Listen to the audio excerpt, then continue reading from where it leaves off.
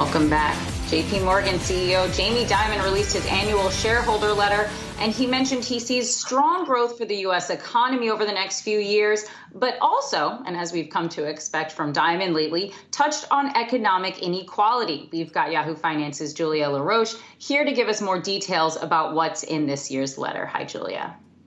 Yeah, and Kristin, this letter is always kind of the must read. I think probably I would call it like a top 5, maybe top 3 CEO letter. And I think it was 65, 66 pages. I actually have not finished it, but I can give you some of the interesting highlights that I've noticed. And you were just alluding to earlier about his views of the U.S. economy and that he's really quite bullish there. He says basically the U.S. is poised to see an economic boom, as he calls it, that could, quote, easily run into 2023. Jamie Dimon writes, I have little doubt that with excess savings, new stimulus savings, huge deficit spending, more QE, a new potential infrastructure bill, a successful vaccine, and euphoria around the end of the pandemic, the U.S. economy will likely boom. This boom could easily run into 2023 because of all the spending that could extend into that time as well. He also just talked about, the stock market valuations. They may appear quite high, but this market might actually already have this multi-year booming economy that could justify the current price. And you were also mentioning inequality. I mean, he spent a lot of time in this letter talking about the kind of what he calls a fault line for all of the discord and this fraying American dream. And it came down to this fault line is inequality. And he talked about, some of that we need to kind of move past our differences and kind of recognize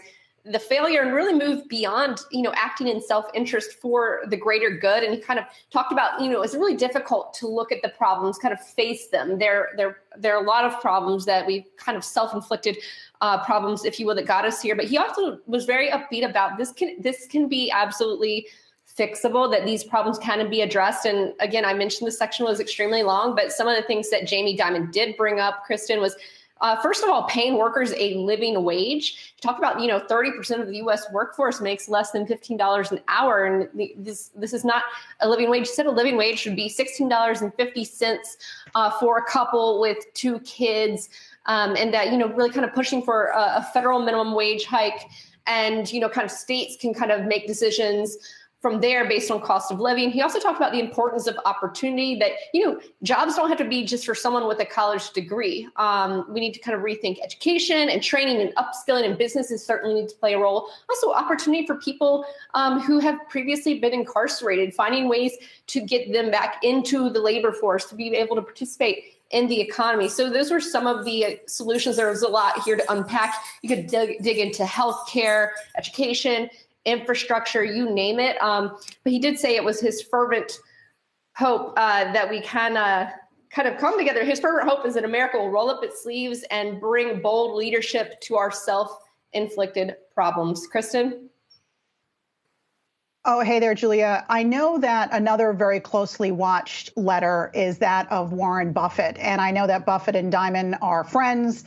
They've collaborated and talked. Can you draw any comparisons between the two? And I mean, I know that Buffett's letter came a lot earlier than this letter, but are there some comparisons there between these two men that you can draw?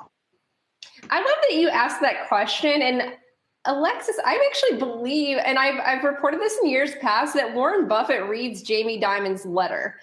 So to me, when I read it, it does read very much like that. And he kind of was actually such a great read. He was tying back to letters that he wrote 10 years ago, especially on the leadership lessons section, kind of, going back in time. And that's something Buffett does too in his letters. He'll refer back to like a deal and kind of illustrate a point. And I think one of the big things that I would take away from this is that he very much, like Buffett, believes in America. He is always kind of, when you go back to last year's annual meeting, when Warren Buffett was like, never bet against America.